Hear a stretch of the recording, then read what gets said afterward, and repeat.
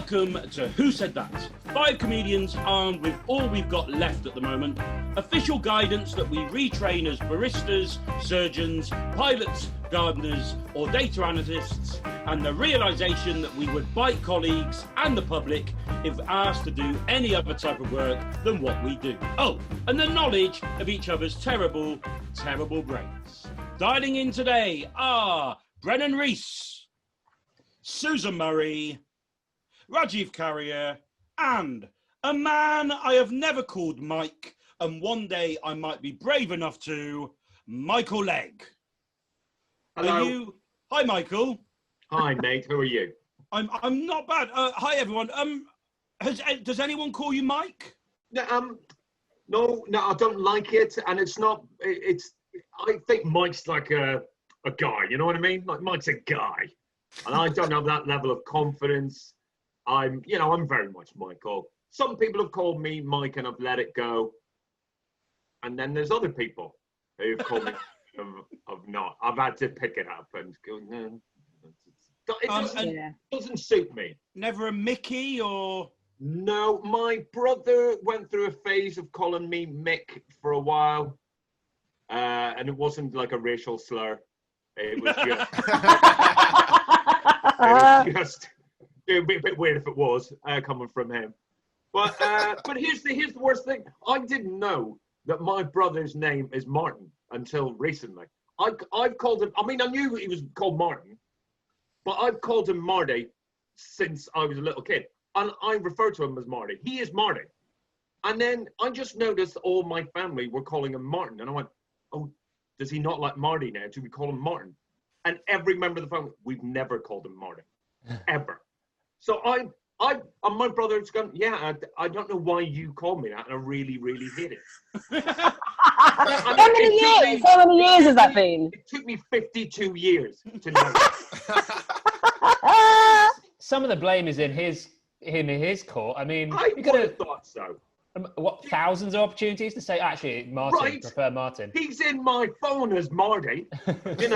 He's Marty. Rajiv, are you a Rajiv or you a Raj? Because sometimes I call you Raj, but are you... I kind of respond to both, but I don't think I ever introduced myself as Raj. My mum told me off, I think, when I was about 7, 8 years old, going to school and being like, hey, I'm Raj. She was like, that's not your name. I was like, okay. And it's really stuck in the back of my head. Whenever someone maybe calls it, there's a bit of the back of my head which goes, oh, God, what would Mum say? I mean, you're definitely Brennan, right, Brennan? No one is calling you anything else, Brennan, are they, Brennan? I get called Reese a lot, like when I meet, and because I think they just think I've written the name the wrong way around. But I've practiced it. I can do it in joined up and everything. And then I get called Brendan, Brian, and then I get called straight young white comic. Like it's Brennan Reese James. Yeah, pretty much. Brennan Ed Gamble. Yeah. And are you? Does anyone call you Sue? People try, and then I go Zun at the end, and they go, oh, okay. But it's funny how you go on about people that've got common first names, because loads of comics on the circuit who do have nicknames like Anvil Springsteen, Vladimir McTavish, Silky, Cognito. Their name is all Paul. They're all called Paul. Oh, yeah. This is, frankly, the most fascinating conversation I've ever had, and I'm going to. I presume this was the whole thing. We just did this for an hour. Yeah. Did I win? You did win. Yeah, you did. Yes, you you did. I think I'm about to win because do you know what my real name is? Paul. No. It is, yeah. Are you serious? Honest to God, I've not got my driving license on me. It's Paul. So you're just Paul Reese. Where the fuck does Brennan come from My then? real name is Paul. This is so boring. So I've got to say it out loud. My real name's Paul Brennan. And then when I went to drama school, surprise. And then when you join Equity, you can't have the same name. There's like a 70 man called Paul Brennan. So you get to pick 3 other names. So I picked Paul Reese. Reese is my mum's maiden name. Taken. Reese Brennan. Taken. So I was left with this, and it's just sort of stuck. So, before we start, each contestant will take it in turns to ask a question. The answers will then be texted directly to me and only me. I will read them out, and the questioner will receive points for every answer they pair with an answerer, and you can lie, you can bluff, you can do whatever you need to do. Rajiv, you're the only one of these magnificent people who have played before, so we're going to go with you and your question. Question number 1 from Raj Carrier. Your question, please. Thanks, Olver. Paul Olver there. My question is, you're the lead guitarist in a legendary glam rock band. What's your signature stage move that gets the crowd going crazy? Okay, so which band would you go for? Who would you? I think if you're going for cred and fun, you'd probably want to go for Fleetwood Mac. If you're just going for fun, well, clean family fun, ABBA. Proper fun. Your Motley Crue. Your Motley Crue. I mean, those guys partied harder than. It's fascinating that any of them made it out alive. Were there any sort of Asian frontmen of sort of 70s and 80s glam rock bands? I actually do keep tabs of the Asian members of pop and rock groups. It's nice you mention it because my T-shirt is a T-shirt I made myself of Asian drummers of indie bands of the 2000s. Oh my God. Genius. Matt Tong from Block Party. That's the guy from Phoenix. Don't know his name. That's the guy from Bombay Bicycle Club. And that's the guy from Mystery Jets. Wow, there they all are. Yeah. Yeah. Who are that band that did Naxi Light? What's that band called? Come on, Michael, you should know this. No, I'll be honest with you. Do you know what? Unfortunately, my brain's not working because Rajiv said that if you want credibility and fun, Fleetwood Mac. And honestly, the musical snob in my brain's going, fucking Fleetwood Mac, I fucking hate them. So I'm actually trying to calm down. Let's move on. Let's move on. Oh, We can agree they had a good time. You know, marriages, divorces, sleeping with each other, absolutely. doing insane amount of cocaine. Sounds great. Absolutely. They had a lovely time. My mum got involved with one of them. Well, I think it was their tour manager, or maybe their bass. Something happened. I didn't go into detail, but I remember her mentioning when I was a teenager that she met him after a gig, and then I think she went about with him, not like loads, maybe for a week with maybe she was. I'm with the band. Kissing the tour manager or something. I don't know. What, Beryl? She was my mum used to be like, she's like very like northern mum now, but back in the day she used to be like into all the music and that and be a bit of a She's a bit of a one. She sounds like a bit of a one. Yeah. And then about 4 years ago, I got her to go and see The Who because she loved The Who and she's obsessed with Roger Daltrey. And then we got to go backstage and then she was going, oh, he's not coming out. He's not coming out because he's in a bad mood because it didn't go well. And then as we were walking off, she noticed him and then she ran over to him and leaped on him like she was about 16 years old. And I've met him before and she goes, oh, can I kiss you? And he looked at me and he went, do you mind? And I went, fine. And then they just started snogging. My mum was just snogging Roger Daltrey at the back of the MEN in Manchester. I'd sort of like stand there and wingman her. It was horrible. Oh man. You were still married then as well. Here we go. I've got some answers for you. Answer number 1. I point out the fire exit. Nothing gets a crowd going better than safety. I respect that. Yeah. That's very much in the ABBA school of 70s bands. Answer number 2. Jumping off the drum riser with a Tommy Steele-esque heel click during the middle 8 solo. Nice. Good detailing. Answer number 3. I would do a Pete Townsend style windmill, but instead of an extended arm, it would be with my flaccid genitals. Nice. So just a windmill then. Or the helicopter. Yeah. Or a helicopter. Now, what band was Tommy Steele in? He wasn't. He was a 1950s and 60s solo tap dancer singer style. Right. Okay. Because it does sound kind of like the name of someone who's in some band where they all wear like leopard skin, sleeveless vests and it does leather actually, trousers. yeah. Has your mum ever snogged Tommy Steele? I imagine so. And then I just heard him tapping out of the house at 3 in the morning. Poor Brennan. Brennan sat in the car while his mum Oh, smoked he's yeah, born Tommy swinging a Steele. cane. I tell you what, though, Brennan Steele. That is a brilliant name. Oh, That is that'd a be cool great. name. That is a very cool name. So Rajiv, what are you thinking? I think that the pointing to the exit is a great, sensible move, and I could see that done by a man who hates music. And if you hate Fleetwood Mac, you might as well hate music. So I'm going to put Michael Legg on the safety exits. Always.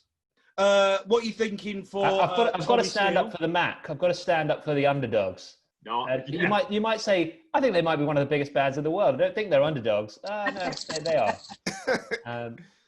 Jumping off a drum riser with a Tommy Steele-esque heel click during the mid-late solo. I'm going to put Susan on that. Pete Townsend, therefore. I think we luckily stumbled onto that Who story, but it's too much of a coincidence to not put Brennan onto the Who. Are these your final answers? They are. Yeah, I'm going with my gut. Do you know what? Your guts are delicious. Your guts are wonderful. Your guts are intelligent. You got 3 out of 3, mate. You got Yes, absolutely 3 out of 3. I think, in all fairness, you were given one, weren't you, with Brennan and his Who story? I realised when I started talking about Roger Daltrey, I was like, I've already sent this answer, and I'm sort of doing myself here. And Michael, absolutely frontman. I mean, I don't think you'd be a lead guitarist, though. I think you'd be a frontman. You can be both, right? You can be the lead guitarist and the front man. You can do both. You know, I'm very, I'm multi-skilled. I think if you start doing that, you might as well just put the bass drum on your back and the cymbals between your knees and do the whole thing.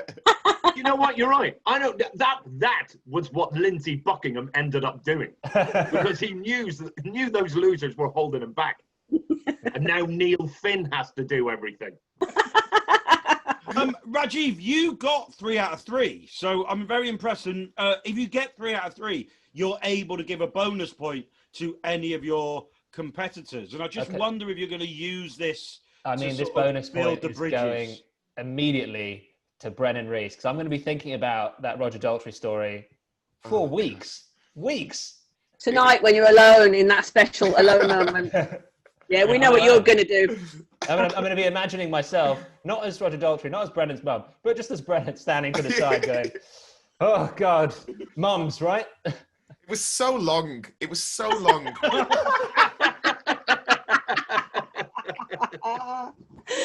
End of round 1. Michael has no points. Susan has no points. Nice. Paul has 1 point. I've got the scores from my producer, and he's changed your name from Brennan. Paul has 1 point, and Rajiv has 3 points. As we go into round 2, Susan Murray, it's your question now, please. What reality TV show could you nail, and why? Have you ever applied to be on one, Susan? Would you ever apply? I did an audition for Britain's Got Talent about 2 years ago. Oh, okay. Yeah, and I went all the way to Manchester for a gig that was 11 o'clock in the morning. We were assured there'd be an audience there. There was no audience there, and it was like doing a Zoom gig in person. You know, when there's no front row, it was like that. It was completely and utterly soul destroying. I don't want to play too many top trumps with you, but I went to Miami with another 35 British comics about 15 years ago to audition for Last Comic Standing. It was absolutely insane, but the audition was exactly like you said with Britain's Got Talent. 10 o'clock in the morning, 2 producers in. If you don't get past the first round from the producers, which most of us didn't, we just had a free weekend in Miami. It was perfect. Yeah, it was, sounds all right actually. For a bit of a jolly Miami, it's better than like one night in rainy Salford, isn't it? Yeah, you'd hate to get to Miami and realise that all of your material is based on British references. Right, so I was up in Skegness. Oh, yeah. I don't know Skegness. Oh, I know. Imagine that. I've got some answers for you, Susan Murray. Here we go. The first one, The Apprentice. The second one, I would absolutely nail I'm a Celebrity, as I've often publicly eaten shit for people's enjoyment for the past 15 years. Pop stars. I often think I was born to be in Hearsay. Hearsay. Hearsay. Okay. Pure and simple going to be there. And somebody's just written, what was the first one? There was The Apprentice and No Reason. No reason at all. So it's obviously someone that wasn't listening properly. Did you hear it, Michael? No, it's Michael. I still think it's Michael. I think he just tries to ignore it. No. But I'll be honest with you, again, my mind is I'm a little bit hurt by the question, because about 6 years ago, I come up with an idea for a reality TV show. But my idea is basically like Big Brother. It's about 10 people, you know, living in the same house for weeks on end. But there's a twist to it. And I think the twist that I put in might be given away a little bit by the title, because the title of my idea is There's a Bee in the Room. And we just put a bee in the room just to see how these people would react. Living together, and there's a bee in the room. Would you replace the bee? Like if someone if the bee got voted out, I guess so. But then, you know. What if the bee had COVID-19? That would make it even more exciting. Oh, that'd be brilliant. Yeah, that'd be good. Yeah, one of you has got it. That's a great reality. That's so good. I'm starting to see why There's a Bee in the Room didn't get picked up. They were like, quite cruel enough, is it? It's just can the bee have like a knife or something? Yeah. Can the bee have some sort of disease? Yeah. That's exactly what a commissioner would say as well. We love the idea, Michael. We love your bee idea, but is it possible to have a crocodile in the room? No, it'd be Susan? more like, Michael, we love your bee, but listen, there's a much younger bee and I think he's better suited. Susan, now you went Apprentice. Are you going with Michael for The Apprentice? Yeah, I think I am. And I think I'm going to go with Paul for publicly eating shit, and Rajiv for I was in a Hearsay. Susan, Yes. are those your three answers? Well, you're saying it in a way that makes me think they really shouldn't be. No, I'm sticking to my answers. Okay, well, if you're sticking to your answers, they really shouldn't be your answers. You did get one right, which was Brennan eating shit for 15 years. Okay. Michael Legg was born to be in Hearsay. I just have days where I go, yeah, I should have been in Hearsay. I deserve it. And Rajiv thinks he could nail The Apprentice. Why have you been good in The Apprentice then? Give me the why now. Because every year there's one guy with stupid hair. I could be that guy. They're all they're morons. I'm a moron. They all know just enough about business to like act as if they're a big deal, but they don't actually know shit. That's exactly what I'm like. I'd just be like, oh yeah, you know, the problem with this is we're not thinking about the bottom line. And they'll be like, yeah, very good. And like Nick Hewer or whoever in the back, or Claude will be in the background being like, yes, very good. And I'm just like, I don't know anything. Susan Murray, you got 1 point there. You know, well done, sort of. But also, I get to give a bonus point because I can. If someone doesn't get 3 out of 3, I get to give the bonus point. And I mean, straight away, maybe this is going to be the theme of every single episode, every single round in this episode. I'm giving the bonus point to Brennan. Yeah, absolutely. A bonus point to Brennan Reese. Well done, Brennan. We go into round 3 with Michael Legg on 0, Susan Murray on 1, Brennan Reese on 2, and Rajiv on 3. And round 3 is you, Brennan. So can I take your question, please? If you were having a dinner party with 4 people, dead or alive, who would you actively not invite?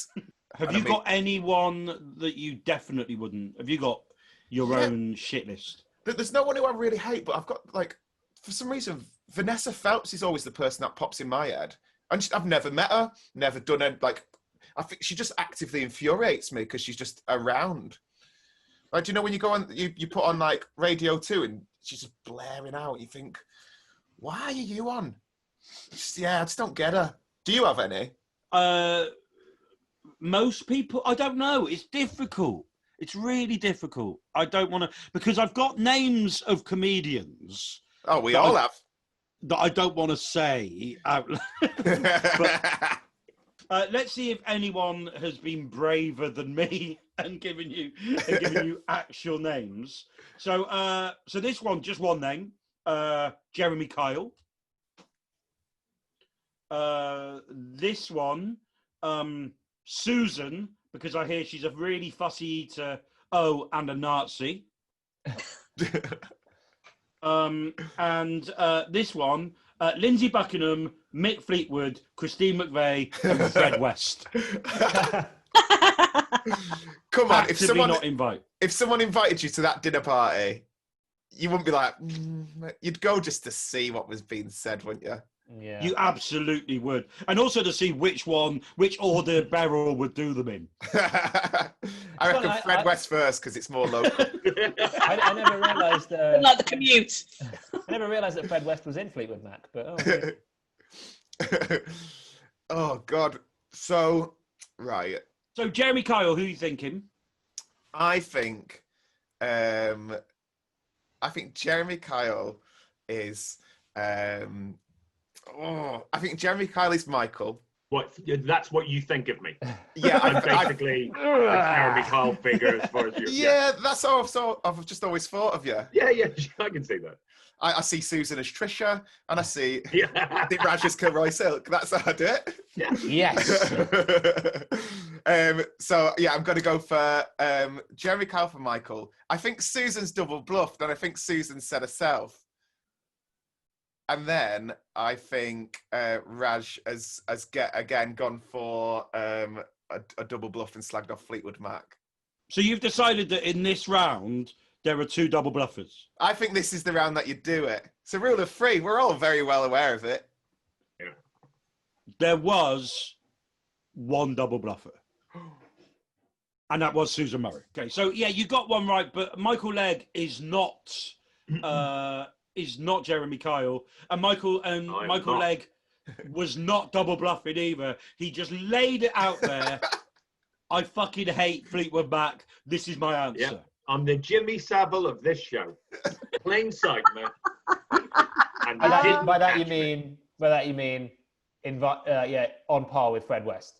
Sure, yeah. Who was worse? That's a brilliant game show. Come on. Who was worse? Hitler, Fred West. Jeremy. You're watching ITV7. I'm Brendan Reese, and this is Who Was Worse? Next, there's a bee in this room. And then after that, there's a C in the room. Yay. You got one right, Brennan. You got one right. Rajiv would not invite Jeremy Kyle. And Michael, you just basically went. You just went Fleetwood Mac and Fred West. Yeah, I just don't think I'd like to have dinner with them. I don't know why they brought Fred West with them, but it is very them, isn't it? Yeah, it's like the Beatles hanging out with Charles Manson, Yeah. But Would can I never ask? happen. You didn't put Stevie Nicks on that list, so are you fine with Stevie Nicks? Do you know I forgot she existed? I think you missed I'll be two. honest, the only reason I invited Fred West is because I forgot who Fleetwood Mac are. I think you missed John McVie as well. Yeah, John McVie, of course, yeah. Poor John, always getting forgotten. I think we're going to go on to... Oh, I get to give a bonus point. And I think I'm going to give my bonus point to... I think I'm going to give it to Susan Murray, actually, just for outing herself as a Nazi. So, well done, mate. Well We done. knew. We already knew. But yeah, Susan Murray gets a bonus point. We're going into the last round proper. Michael Legg is on 0 points. Susan Murray is on 2 points. Rajiv and Brennan are joint leaders with 3 points each. But Michael, you can go into a joint lead now with your question, please. Here is my question, everyone. You get stuck in a lift with Donald Trump for 4 hours. Turns out he's a lovely man, and you're really looking forward to seeing him again. Obviously, you can't tell anyone that. They'll think you're mental. So what do you say happened? Okay. What a poser. answer away, and I will quiz Michael on his poser. Wouldn't it be great to meet him and actually get on with him? Wouldn't it be like, it'd be the weirdest thing? It'd be like meeting a talking dog or something like that, wouldn't it? It'd be like, am I the only person that can see this? Because, you know, it would be weird. And you know what? I think, from my experience, I think some people like that are so good at being charming that they could probably get away with it. So I've met Katie Hopkins. Oh, wow. And she was quite nice. Like, yeah, and this is a hideous confession, and I have some sort of control over the edit of this show, so I will ask Simon to probably not put this in. She was quite sexy. Ah! And it was immediately. Actually, I think he's fair enough to put that out there. There is some in the category of forbidden racist fruit / posh totty. Sure. Fair enough, mate. So who are the most attractive racists? Like what racists do you fancy the most? I don't think I'm that bad looking. I think you're gorgeous, mate. Young Stalin and young Gaddafi, both. Oh, and young hunks. Stalin, yeah, good-looking guy, right? Was Stalin good-looking? Really good-looking guy. Oh man, you've got to see the picture. Have you seen a picture of Rose West when she's about 14 years old? No. She's gorgeous. I'm not looking up. Really, really. I'll ask one of my paedophile friends. I mean, there's no point me putting words in their mouth. I mean, I think even the term paedophile friends is bad enough.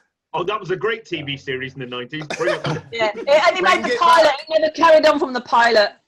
Well, so What a spin! ITV7, you've got after Brennan's show and B in the Big Brother house. There's got just repeats of paedophile friends all night. Yeah. I'm going to move on to the answers. Sure. You should. Answer number 1, Michael. I'll say he had a heart attack and I did CPR on him, so I look like a hero. Answer number 2, I talk about the fact that he had a decent singing voice, like an American Engelbert Humperdinck. Answer number 3, he insisted we play Travel Scrabble, then kept making up words like Murica and Kofifi. He lost, but I told everyone that he won and I cried. They're all good. They're all good. Yeah. And you believe all of them. Yeah, they get you off the hook. Who are you going for? Right, I'm going to go for the first one, which can you remind me of the first one again? First one, I'll say he had a heart attack. I did CPR on him, so I look like a hero. I definitely believe Susan would make a move on Trump if he was unconscious or not. I absolutely believe that. So I think, yeah, she definitely wrote that. That's what I'm saying. Definitely. I like that. I like your confidence. I'd talk about the fact that he had a decent singing voice, like an American Engelbert Humperdinck. That's Rajiv. Definitely. And the only reason I'm saying that, I just don't think Brennan would have gone for Engelbert. I mean, He would have said Michael Bublé. Look at his lovely young face. I don't know who he is. Of course you don't. I bet your mum does. So therefore I'm right. I think I'm younger than Brennan, but he is a cherub. He insisted on playing I'm Travel 28. Scrabble, kept making up words like Marika and Kafifi. He lost, but told everyone he won, and I cried. Yeah, well, equally, I also see Brennan as bursting into tears a lot. You know, I think he's an emotional child. That's how I see him. So definitely that's Brennan. That's why they give me that Edinburgh Award. Yeah. Oh, look at him. He pointed at an award that's not there. Yes, love. Of course he did well. That one. Have you nipped in and pinched mine? Yeah, I did. That's actually not even mine. That's Matt Ewins's because he lived with me. That's his nomination award, and that's my Leicester Comedy Festival Outstanding Achievement Award. So not even a real award, just a made-up award. Don't tell Jeff Rowe that. Don't worry, Mark. They're all made up. Not that one, mate. Oh yeah, well, Brennan's is made up because it doesn't Oh. even exist. All of them. There's loads. There's a Golden Globe, an Emmy. Michael, Yes, mate. you got one right. Yes. Susan Wood's French kiss pressed the chest of Donald Trump. That's exactly what she would do. Put it away. Sure. But you did get Brennan and Rajiv around the wrong way. Yeah. And Brennan, even when you were answering, then said, I don't know who Engelbert Humperdinck is, even though that was his answer. That was brilliant play. Yeah, no, that was a really good, but it was a good sort of curveball, even though I'd already answered it. It was nice for him to throw the curveball just a bit late to make it even more accurate. 1 point out of 3, I'm going to give a bonus point. And I think I'm going to give that bonus point to Rajiv, really. I don't know why. I can't remember. He probably did something really... Maybe I've given it to Rajiv because I like the fact that at one point he just went, I'm younger than Brennan, like that. Yeah, I know. I'm going to feel bad about that for several days. I'm younger than Brennan. I'm like young. So we go into the proper last round with the scores like this. Michael Legg is on 1, Susan Murray is on 2, Brennan Reese is on 3, Rajiv Carrier is on 4, and now I ask a question. Today, mixing it up a little bit, what I'd like you to do is send me the best picture of an animal you've ever seen. We will put those up on the screen, and I have to guess whose picture of an animal came from whom. They're all going to a group that I cannot see. Rajiv, you can be in control of this group. Yeah, they are coming in. Because you look like a man who knows what he's doing. So, Rajiv, do you have 4 pictures? I do. Would you like to describe the 4 picture number 1 for me, please? Picture number 1 is you got 2 small dogs. They look like Westies or Scotties, that kind of type of dog. One is black and one is like white, I guess. And they are both standing up and cuddling, and they're both looking into camera as if to say, "We're mates." They're like, it's a pretty great picture. I can see that picture, and I'm going straight away. I'm not even waiting for the others. I'm going to do these one at a time today. This is like a Rorschach test. I'm going Brennan Reese, that one, straight away. All right, he's going for Brennan Reese. It's adorable. It's adorable and a little bit funny. Brennan Reese. And the next one. It's not really funny, but it's fucking adorable. Brennan Reese. I mean, no one's arguing, me being one of them. All right, next one. We've got, it's a photo of someone's bed, and peering out from behind the duvet is a little cat. And the little cat's looking into the camera as if to say, like, oh, God, 5 more minutes. It's a real, like, sweet little humanoid thing. I mean, we can all enjoy this. Yeah, no, I like this. Ears. It looks like it only has 1 ear. Yeah, I think one ear is tucked, but the other one's maybe tucked back. Got little kind of roses, fairy lights just above on the headboard. Yeah. So I'm going Michael Legg. What's the third one, please? The third one is a scientific image of a bee. It looks like. I'm going Rajiv Carrier for the bee. I'm going for you with the bee. And the last image is what looks like a very nice photograph of a little stream, a little creek, and is that like a ghost in the front? I can't see an animal in it. Yeah. Do you think this is the ghost of an animal that was just killed? Yeah, I think so. Yeah, I think so. I think I'm going to go. Yeah, I'm going to go Susan Murray. I'm going to go Susan Murray. Those are my answers. Am I right or am I wrong? You've got 2 of them right. Oh. So, and which ones do you think? Now that I've told you got 2 right, what do you think you got right? I was most confident about. I was most confident about the dogs. And also, Am I that obvious? I'm most. One I'm of these going- dogs might as well be you, Brennan. Yeah, do you know what? Most confident dogs and cat actually, Brennan and Michael. I genuinely believe that those two dogs also have a photo of Brennan. They do. And they're going to be showing that on the reality show Pause for a Picture, but PAWS. Nice. On ITV 23. Or Paul's for a picture. Pause for a Picture. Yeah, that's what I think. That's what I think my two You're are. right on Brennan, but the cat photo was Susan. Okay. The bee And that was photo- my cat with no. It doesn't have any ears. He had his ears taken off because he had Really? cancer. Oh. Yeah, I used to do a joke about it in my set. He's dead now. I used to do a joke. But my cat's got no ears. How does he smell? Not of ear cancer anymore. I confess the bee was me.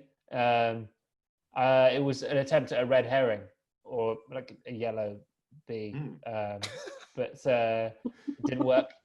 And the ghost is Michael. Michael, what am I seeing in this picture? No, there's a please? bird there on the water, Yeah, isn't there? there's a duck.